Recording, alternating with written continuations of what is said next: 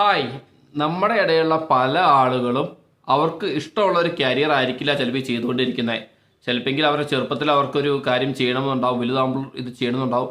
പക്ഷേ over the time വലുതാകുമ്പോൾ പാരൻസിൻ്റെ advice കൊണ്ടും നമ്മുടെ ചുറ്റുപാടുള്ള ആൾക്കാരുടെയും അല്ലെങ്കിൽ ഫ്രണ്ട്സിൻ്റെയൊക്കെ അഡ്വൈസ് കൊണ്ടും അല്ലെങ്കിൽ സാഹചര്യം കൊണ്ടും എത്തിപ്പറ്റുന്ന കരിയർ ചിലപ്പോൾ വേറെ ആയിരിക്കും. ഈവൻ ആ കരിയർ അവർക്ക് സൂട്ടബിൾ അല്ല, അവർക്ക് മാറണമെന്ന ആഗ്രഹം ഉണ്ടെങ്കിൽ പോലും അവരതിൽ തന്നെ ഒരു വിധത്തിൽ കണ്ടിന്യൂ ചെയ്ത് മാനേജ് ചെയ്ത് പോയിക്കൊണ്ടിരിക്കും.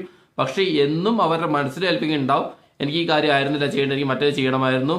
എപ്പോഴുള്ള ചിന്ത ഇതാണ്, ഇനി ഇത്രയും വൈകി, ഇനി അത് ചെയ്യാൻ നോക്കി കഴിഞ്ഞിട്ടുണ്ടെങ്കിൽ ലൈഫിൽ ഫെയിൽ ആവാനുള്ള ചാൻസേ ഉള്ളൂ, അല്ലെങ്കിൽ കയ്യിലിപ്പോൾ ഉള്ളത് കൂടെ പോവും, അതും ഉണ്ടാവില്ല എന്നുള്ള അവസ്ഥയൊക്കെ വരുന്നത് ചിന്തിച്ച് അങ്ങനെ ലൈഫ് ലോങ് ഇങ്ങനെ അവർക്ക് ഇഷ്ടമില്ലാത്ത കരിയർ ഇങ്ങനെ കണ്ടിന്യൂ ചെയ്ത് പോകുന്ന ഒരുപാട് ആളുകൾ ഉണ്ട്. അപ്പോൾ അവർക്ക് വേണ്ടിയാണ് ഞാൻ ഇന്നത്തെ സ്റ്റോറി ചെയ്യുന്നത്.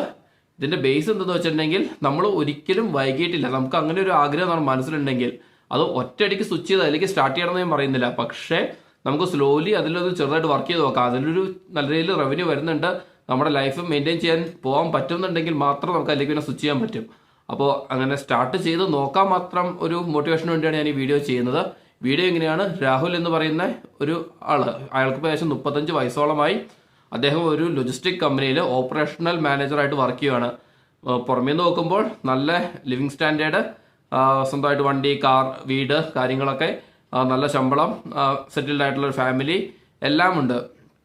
പക്ഷെ അദ്ദേഹത്തിൻ്റെ മനസ്സിൽ എന്നും അദ്ദേഹം ഒരു കാർപ്പൻട്രി ഫാമിലിയിലാണ് ജനിച്ചത്. അദ്ദേഹത്തിൻ്റെ മുത്തച്ഛൻ ആ നാട്ടിലെ ഒരു വളരെ അറിയപ്പെടുന്ന ഒരു കാർപ്പൻറ്റർ ആയിരുന്നു.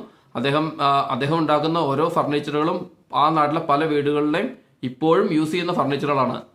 അങ്ങനെ അത്രയും വെൽ നോൺ, അത്രയും ടാലൻ്റ് ആയിട്ടുള്ള ഒരു കാർപ്പൻറ്ററിൻ്റെ മകൻ്റെ മകനാണ്. അദ്ദേഹത്തിൻ്റെ മകൻ എന്ന് പറഞ്ഞിട്ടുണ്ടെങ്കിൽ, അദ്ദേഹം അച്ഛൻ എന്ന് പറഞ്ഞിട്ടുണ്ടെങ്കിൽ ഈ കാർപ്പൻറ്റർ ജോലിയോട് പണി അറിയാം, പക്ഷേ നല്ലൊരു ചെറിയ സർക്കാർ ജോലി കിട്ടി. അപ്പോൾ ആ ഒരു ലെവലിലേക്ക്, സർക്കാർ ലൈഫ് സ്റ്റൈലിലേക്ക് മാറി.